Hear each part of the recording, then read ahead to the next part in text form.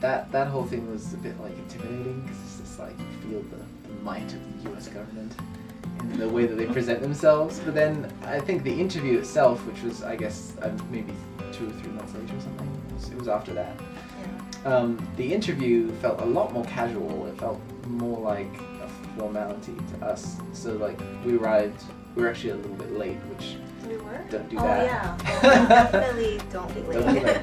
Don't be late. We had a lot of trouble finding the office because First of all, the parking lot is really.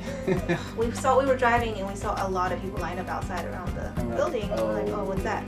So then we couldn't find the building from the parking lot, so that was a long time. And then we were standing in line outside of the building.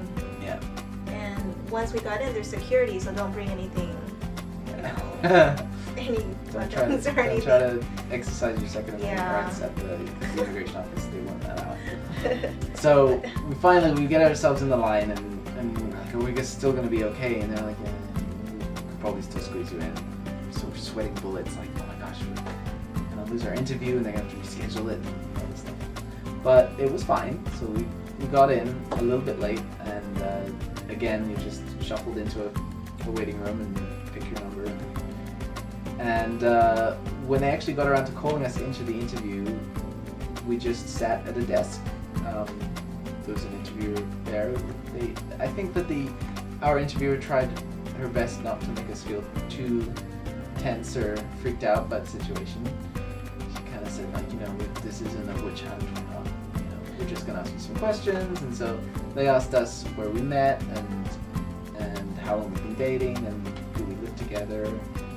They asked us what made us want to get married, and so we got into a little bit about, like, we went to school in Florida, then how come we're in California now. So we kind of explained our dream of trying to get into the film industry, and then after maybe 10 or 15 minutes of questioning along that vein, just was like, okay, we need a particular document. I forget what it was. We didn't have it. Yeah. And we're like, okay.